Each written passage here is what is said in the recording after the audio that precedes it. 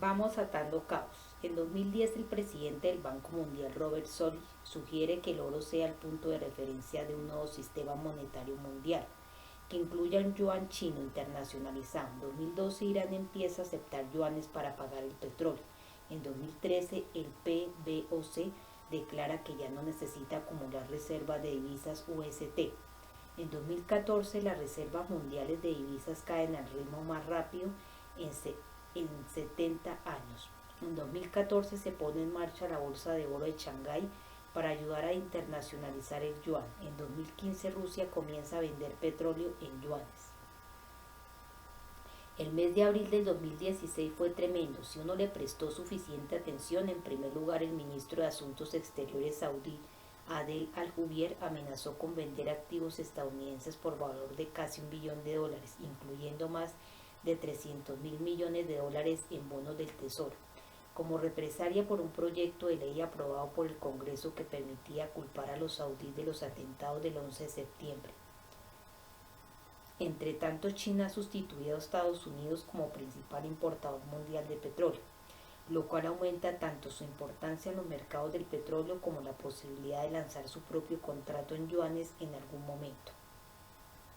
Así que el mayor exportador mundial de petróleo opera ahora con el mayor importador directamente de yuanes y es capaz de convertir esos ingresos en yuanes en oro físico a través de la bolsa de Shanghái, algo que según la información disponible hace lo más rápido posible. En la actualidad el comercio bilateral de petróleo a cambio de oro solo está disponible para lo que Estados Unidos consideraría sin duda una cesta de probables en Irán y Rusia, pero pensemos simplemente en lo que pasa una vez que ese contrato petrolero totalmente convertible está en marcha. De repente todo el mundo tiene la posibilidad de cotizar el precio del petróleo en oro, y dado el aumento de las tensiones entre Arabia Saudí y Estados Unidos y la reciente disposición de las naciones de Oriente Medio a proporcionar apoyo político y estratégico a China, es fácil ver por qué esto le resultaría atractivo a los saudíes, por ejemplo. Pase lo que pase, abrir las puertas a este tipo de contrato crea una oportunidad de arbitraje en todo el mercado que permite que cualquiera que tenga petróleo venda la capacidad de intercambiar ese crudo por oro y que cualquiera que quiera petróleo lo adquiera barato, comprando oro barato en Occidente y enviándolo a Shanghái o Hong Kong, donde puede venderse en yuanes. ¿Y qué pasa con el petróleo que los saudíes, por ejemplo, pueden simplemente extraer en la tierra a su antojo con un coste de poco menos de $10 por barril? ¿O con el oro? Una materia prima escasa que cotiza a su mínimo histórico con respecto al dólar estadounidense y que no solo cuesta más esfuerzo y dinero producir, sino que también está llamando la atención no solo de los bancos centrales de los dos principales productores mundiales, sino el principal importador y principal exportador de petróleo. El fin de una era, la centralización total. En palabras del legendario comerciante de oro Egon von Gersers, los motivos que llevan a la mentira y al engaño son bastante complejos. Dicho llanamente, nos encontramos al final de una era en la que todos los valores morales y éticos han desaparecido. Esto suele ocurrir en todos los imperios. El ciclo empieza con la prosperidad inicial basada en un crecimiento real combinado con el robo de las colonias, que pueden ser tanto físicas como financieras. Tarde o temprano el crecimiento se ralentiza y hay menos bienes o dinero que robar del crecimiento del imperio y del sistema financiero. También suben vertiginosamente los costes de la guerra, del armamento o de la manipulación financiera, lo que genera más endeudamiento y mayor impresión de moneda. Se instaura la burocracia y aumentan los gastos en prestaciones y los impuestos. La gente se vuelve perezosa y menos productiva, y una proporción cada vez mayor de la población recibe ayudas o no trabaja en nada. Eso es lo que está sucediendo ahora en muchos países occidentales. En Estados Unidos, por ejemplo, hay casi 100 millones de personas aptas para trabajar que no forman parte de la población activa y 45 millones reciben cupones de comida. Con el tiempo, la expansión crediticia o la impresión de moneda no tiene ningún efecto. ¿Y por qué iba a tenerlo? Puesto que nunca tendrá valor el hecho de imprimir trozos de papel o prestar dinero que no existe. Al final la impresión acelerada de moneda lleva a la quiebra, como afirmó muy acertadamente Ludwig von Mises. No hay forma de evitar la caída final de una era de bonanza causada por la expansión crediticia. Lo único que se puede elegir es si la crisis llegará antes, debido al abandono voluntario de una mayor expansión crediticia, o más adelante, devastando totalmente el sistema monetario en cuestión. Tras un siglo realizando experimentos fallidos con la expansión crediticia que dio lugar a burbujas de activos y cuatrillones de pasivos, el mundo se encuentra ahora al borde de la quiebra económica y de una total devastación del sistema monetario. Están presentes todos los elementos necesarios para que esto suceda. Ya solo es una cuestión de cuánto tiempo los gobiernos y los bancos centrales puedan seguir engañando a la población antes de que lleguemos al final del juego. En este momento se está reduciendo rápidamente el efecto de la expansión crediticia, ya que se necesitan cada vez más dólares para producir un aumento de $1 en el Producto Interno Bruto. El desesperado avance hacia la guerra. El último intento desesperado de desviar la atención de la grave situación económica a un país es la guerra. Después de menos de 3 meses en el poder, Trump ha tenido que recurrir a la guerra. Han fracasado la mayoría de sus intentos de valerse del poder presidencial. Todas sus declaraciones de que Estados Unidos ya no será un agresor cambiaron muy rápidamente tras el supuesto ataque con gas por parte de Siria. El presidente de Estados Unidos tomó la decisión de bombardear Siria antes de que hubiera llevado a cabo una investigación independiente. Volvemos a la vieja y trillada retórica de la lucha contra el terrorismo. Detrás del forzado ceño fruncido de Trump, las orejas apenas perceptibles del estado profundo se ven lo suficiente como para que podamos entender la dinámica del juego. Todo el mundo sabe que es imposible ganarle la guerra al terrorismo porque no se puede derrotar una táctica, y eso es justo lo que cuenta el estado profundo. Una guerra imposible ganar, como la lucha contra las drogas y la lucha contra la pobreza. Da lugar a una financiación sin fin, a que no se mida el éxito o el fracaso, o una propaganda continua que designa nuevos enemigos siempre que convenga, y a una narrativa que pone en duda el patriotismo de cualquiera que critique el intervencionismo extranjero. No deja de sorprenderme la capacidad que tienen quienes están en el poder de crear un discurso creíble para la plebe crédula que carece de espíritu crítico. Apelar a las emociones cuando tienes millones de discípulos del estatus que no son analfabetos funcionales, son adictos a la normalidad y están embobados con los dispositivos electrónicos. Ha sido el plan de acción del Estado profundo a lo largo del siglo pasado. Los estadounidenses no quieren pensar, porque pensar cuesta. Prefieren sentir. Durante décadas el sistema educativo público controlado por el gobierno ha realizado lobotomías en serie a sus desafortunados estudiantes, eliminando su capacidad de pensar y reemplazándola con sentimientos, dogmas fabricados y adoctrinamiento social. Se les ha moldeado sus mentes sensibleras para aceptar el discurso difundido por sus tutores del gobierno. Con una mayoría confundida, embobada, maleable, deliberadamente ignorante y fácil de manipular con discursos engañosos, imágenes desgarradoras y noticias falsas, los secuaces del Estado profundo han podido controlar a las masas con relativa facilidad. El ascenso imprevisto de Donald Trump a la posición de poder más importante del mundo dio esperanzas a muchos cascarrabias escépticos y críticos, contrarios al gran gobierno, de que él podría drenar la ciénaga y empezar a desmontar la gran burocracia federal fuera del control. The Burning Platform, un sitio web que publica análisis político en profundidad, describe a la perfección el funcionamiento interno del Estado profundo y su influencia en Donald Trump. Su discurso durante su campaña para revocar el nefasto aborto incluido en el Obamacare, bajar impuestos, eliminar los trámites burocráticos de las autoridades reguladores federales, obligar a México a pagar por el muro fronterizo, destituir a Janet Yellen, presidenta de la Junta de Gobernadores del Sistema de la Reserva Federal, favorecer la subida de los tipos de interés y dejar de realizar intervenciones militares en países que suponen una amenaza para Estados Unidos. Atrajo a muchas personas de ideología libertaria. El plan de acción ha quedado probado. El Estado profundo crea o bien o provoca un escenario de bandera falsa con el fin de presionar para generar una respuesta militar. Se sirve los portavoces de los medios de comunicación y su capacidad de difundir propaganda para desinformar y forjar la opinión de las masas sin espíritu crítico. Las imágenes dramáticas y una trama con un malvado villano son básicas para lograr influir en un público maleable, distraído y fácil de engañar. El Estado profundo lleva décadas sirviéndose de operaciones de bandera falsa, noticias falsas y montajes fotográficos para controlar y manipular la opinión pública con el fin de presionar al país a entrar en un conflicto militar que tanto anhela el complejo militar industrial. Hace casi un siglo que sabemos que la guerra es un chanchullo.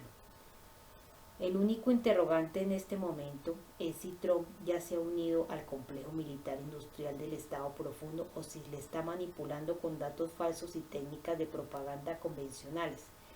A tenor de lo lento que avanza su plan nacional para la reforma migratoria, la derogación del Obamacare, los recortes fiscales, el gasto en infraestructuras y la reforma comercial, parece que Trump ha decidido seguir el consejo de los neoconservadores de dentro y fuera de su administración y distraer a las masas con nuevas temeridades militares. Así pues, tenemos a Donald Trump, el abanderado multimillonario de los ciudadanos corrientes que hizo campaña para huir de la construcción nacional. ¿Dónde he oído eso antes? En abril de 2016, Trump pronunció un discurso sobre política exterior en el que exponía su visión del papel de Estados Unidos en el mundo. Estamos dejando el tema de la construcción nacional y centrándonos en su lugar, en la creación de estabilidad en el mundo. Sin embargo, a diferencia de otros candidatos a la presidencia, la guerra y la hostilidad no serán mi principal motivación. No se puede tener una política exterior sin diplomacia. Cualquier superpotencia sabe que la precaución y la moderación son en realidad auténticas muestras de fortaleza. Aunque no estuviera en el gobierno, estaba totalmente en contra de la guerra de Irak y con mucho orgullo, alegando durante muchos años que desestabilizaría Oriente Medio. Por desgracia yo tenía razón, y quien más ha salido beneficiado ha sido Irán, que se está propinando sistemáticamente Irak y accediendo a sus riquísimas reservas de petróleo, lo cual llevaba décadas deseando.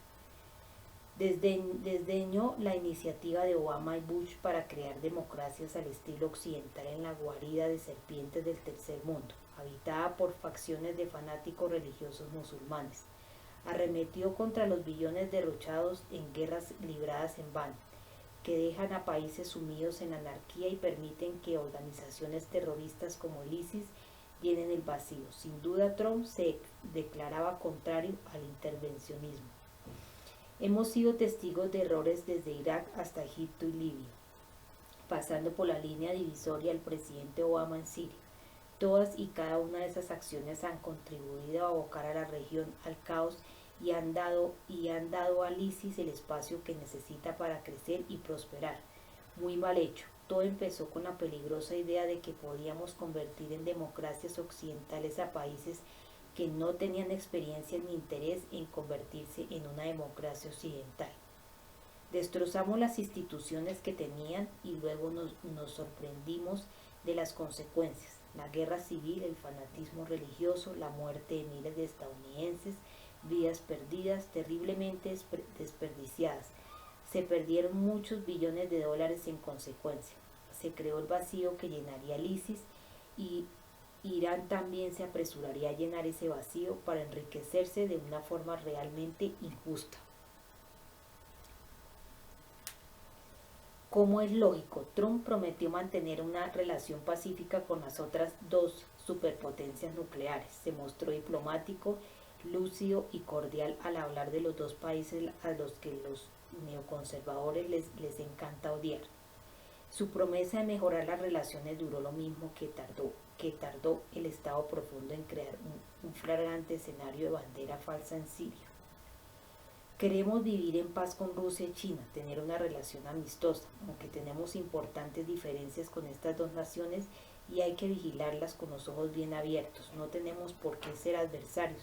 Debemos encontrar un denominador común basado en intereses compartidos. Rusia, por ejemplo, también ha sido testigo del terrible terrorismo islámico. Creo que es posible, totalmente posible, relajar las tensiones y mejorar la relación con Rusia tan solo desde una posición de poder. Por sentido común, este terrible ciclo de hostilidades debe terminar. E idealmente lo hará, y eso será beneficioso para ambos países. Al parecer es algo recurrente que todos los presidentes acaben acatando las órdenes del complejo militar industrial nada más instalarse en el despacho Oval, al margen de lo que prometieran durante sus campañas. Trump es el último ejemplo que ha hablado a favor de la diplomacia y en contra de la construcción nacional, e intervencionismo y el despliegue de tropas, para luego hacer justo lo contrario a las pocas semanas de tomar posesión de su cargo. En abril y mayo de 2017 todos vimos indignados como por tercera vez consecutiva un presidente incumplía las promesas de no intervencionismo que había hecho cuando era un candidato a la presidencia. George W. Bush prometió una modesta política exterior y nada de construcción nacional. Había criticado a la administración Clinton-Gore por ser demasiado intervencionista. Si no dejamos de desplegar nuestras tropas por todo el mundo en misiones de construcción nacional, con el tiempo vamos a tener un grave problema, y yo voy a impedirlo.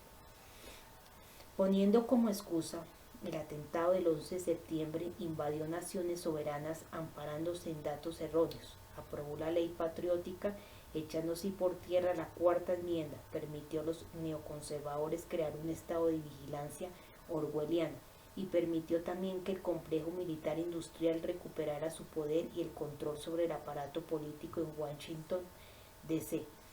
Al carecer de la Guerra Fría para engrosar las arcas, los neoconservadores del Congreso, los conspiradores belicistas de los grupos de expertos, los altos mandos militares y sus amigotes traficantes de armas necesitaban crear una nueva guerra para seguir adelante con el engaño.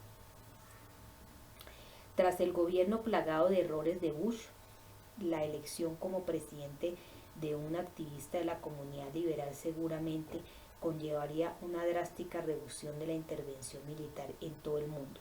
Y tanto era así que Obama fue galardonado como el Premio Nobel del Mundo y de la Paz, tan solo por haber sido elegido por prometer esperanza y cambio. Se enfrentó al neoconservador McCain, que nunca conoció un país que nos quisiera invadir. El discurso de Obama cuando era candidato recordaba al de Bush hijo antes de que le sentaran al trono los poderes fácticos. Nos encontramos aún en una guerra que nunca debería haberse autorizado. Estoy orgulloso de haber afirmado ya en el 2002 que esta guerra fue un error. Después de ganar las elecciones, Obama cambió de inmediato su discurso sobre el tema de la guerra. Retiró tropas de Irak, tal como exigía el acuerdo firmado por Bush con el gobierno títere iraquí, pero intensificó la interminable guerra de Afganistán que dura ya 16 años y aún no se ha ganado. El vacío que dejó nuestro épico fracaso en Irak permitió que surgiera el ISIS. Básicamente, Obama creó el ISIS, proporcionando armas a los rebeldes moderados que luchaban contra Assad en Siria. Antes de acabar su mandato, las tropas habían vuelto a Irak, y hay más de camino. Obama y una secretaria de Estado llamada Clinton decidieron derrocar a Gaddafi. Aunque no suponía ninguna amenaza para los intereses estadounidenses, han dejado un Estado sin ley, caótico y fallido, que ahora alberga el ISIS, Al-Qaeda y otras facciones terroristas. Obama debería haber ganado el Premio Nobel de los aviones teledirigidos, ya que lanzó 10 veces más ataques que Bush, los cuales dejaron miles de víctimas, hicieron saltar por los aires banquetes de bodas y asesinaron a cientos de civiles inocentes. Bombardeó 7 países a pesar de no estar oficialmente en guerra con ninguno. Reformó todos los detalles de la inconstitucional ley patriótica.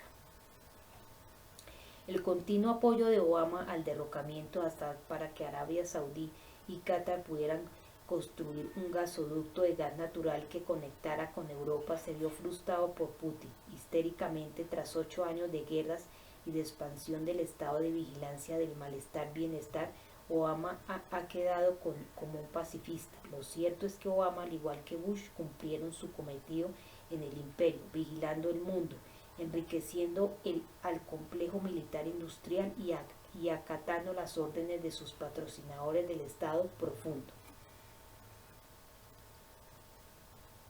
Donald Trump, cuando era ciudadano, antes de convertirse en presidente, se mostraba inequívocamente contrario a la intervención siria, tal como queda patente en estos tweets. Muchos rebeldes sirios son yihadistas radicales, no son nuestros amigos y apoyarlos no ayuda a nuestros intereses nacionales fuera de Siria. No ataque Siria, un ataque que no hará más que entorpecer el objetivo central de Estados Unidos de volver a ser un país fuerte y extraordinario. El discurso no intervencionista de Trump con respecto a Siria y su reticencia a declarar a Putin como un malvado enemigo de Estados Unidos durante su campaña provocó un ataque en toda regla por parte del Estado profundo para hacer descarrilar su candidatura, bajo falsas alegaciones de que era un títere de Rusia.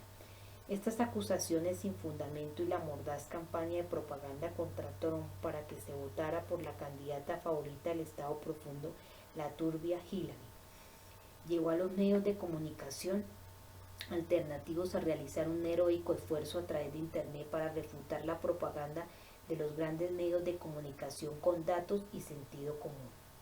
Cuando los cómplices de los grandes medios de comunicación corporativos difundieron la historia de las noticias falsas para desacreditar a los medios alternativos que contaban la verdad, les salió el tiro inmediatamente por la culata, ya que la mayoría de la población empezó a darse cuenta de que quienes difundían las noticias falsas eran la CNN, MSNBC, CBS y el resto de los grandes medios corporativos captados. El descontento con el estatus quo que reinaba entre los ciudadanos de a pie de todo Estados Unidos era tan grande que superó toda la propaganda del Estado profundo.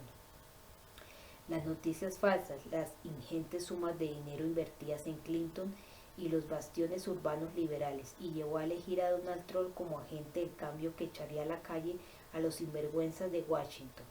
La imagen de Trump como presidente empezó a socavarse antes de que tomara posesión de su cargo, cuando se aceleró a toda velocidad la máquina propagandística y los medios de comunicación no dejaban de gritar a los 4 vientos que Rusia había amañado las elecciones estadounidenses en favor de Trump. No había datos ni pruebas ni fundamentos, sino muchas insinuaciones, muchas acusaciones infundadas y noticias falsas a un nivel que rozaba el fanatismo, publicadas por falsos periodistas a los que se pagaba millones por cumplir su cometido. La imagen de Putin como un malvado manipulador que controlaba a Trump fue el meme con el que nos machacó 24 horas al día el Estado profundo para mantener a Trump a la defensiva. El incesante machaque con la historia de que Rusia había amañado las elecciones puso a Trump a la defensiva, dado que Siria y Rusia estaban a punto de aplastar al ISIS, a Al-Qaeda y a la resistencia formada por rebeldes moderados. Se necesita una nueva operación de bandera falsa. Es evidente que Rusia no lo va a aceptar y en esos momentos está ayudando a Siria a reforzar sus defensas. Asimismo, Rusia está enviando barcos de guerra al Mediterráneo, allí donde ya hay buques de guerra estadounidenses. En abril de 2017, el ministro británico de Asuntos Exteriores, Boris Johnson, canceló un viaje a Rusia y ha acordado con el exsecretario de Estados Unidos liderar la campaña para sacar a Rusia de Siria.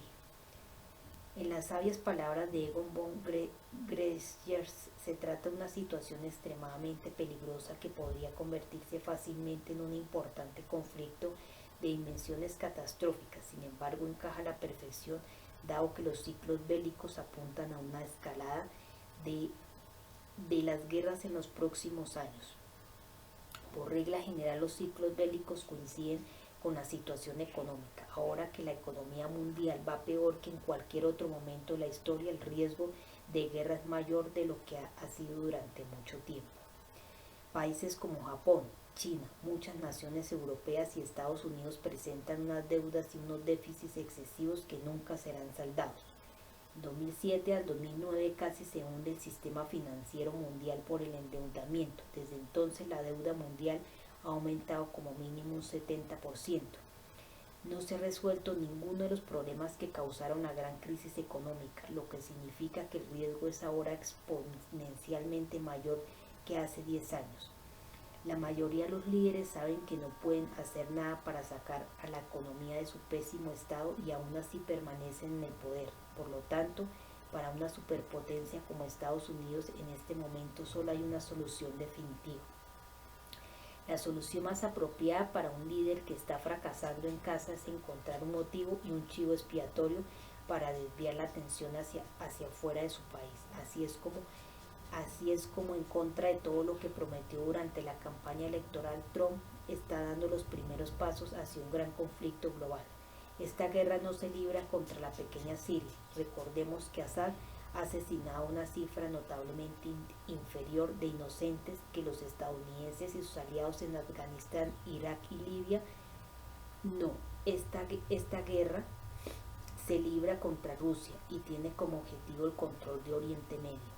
A Rusia la ha invitado Siria para ayudarla a defenderse del país, mientras que Estados Unidos es un agresor. Así que nos encontramos frente a un posible gran conflicto entre las dos superpotencias mundiales. Es imposible prever cuáles serán las consecuencias de un posible conflicto a este nivel, sobre todo porque podrían usarse armas nucleares. Muy pocos países escaparán de este gran conflicto, aunque es posible que partes de América del Sur, así como Nueva Zelanda y Australia, estén en mejores condiciones de evitarlo. Para la mayoría de la gente no es práctico mudarse a otro lugar. Sí puede hacerlo. Tengamos esperanza y recemos para que no suceda nada, pero debemos ser conscientes de que hay más riesgo que nunca.